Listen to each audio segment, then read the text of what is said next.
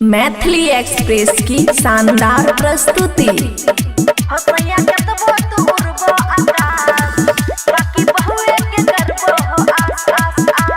खुशी recording studio बलुआहा।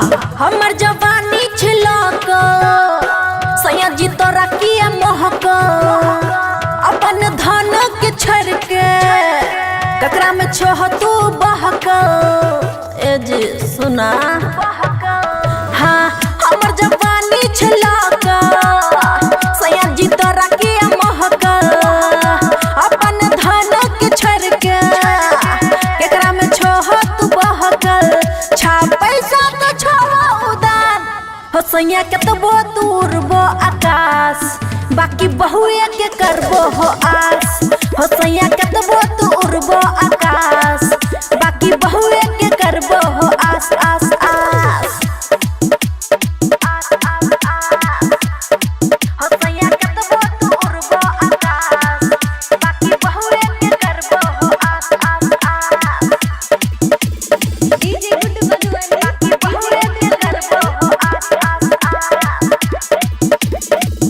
रात भर चढ़ल हमर सौसे जवानी हो केकरा के झरल जाके देहिया के पानी हो देहिया के पानी हो।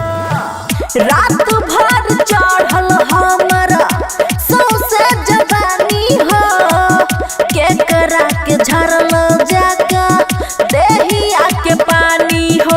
हमर मन के कैला उदास हो सैया के तो वो दूर वो आकाश बाकी बहुए के करबो हो आस हो सैया के तो वो दूर वो आकाश बाकी बहुए के करबो हो आस आस आस। बुझलो हो आस आस आस। हो सैया के तो वो दूर वो आकाश बाकी बहुए के करबो हो आस आस आस। डीजे गुड्डू बलुआनी बाकी बहुए के करबो हो आस आस आस।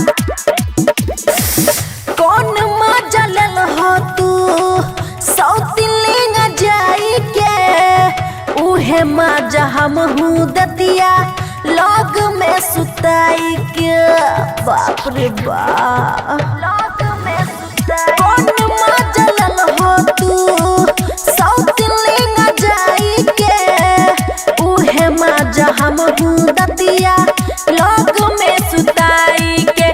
अमना के जे छहो तू खास हो सैया के तो वो दूर वो आकाश बाकी बहुए के करबो हो आस हो राजा के तो वो दूर वो आकाश बाकी बहुए के रखबो हो आस आस आस। खुशी रिकॉर्डिंग स्टूडियो बलुआहा।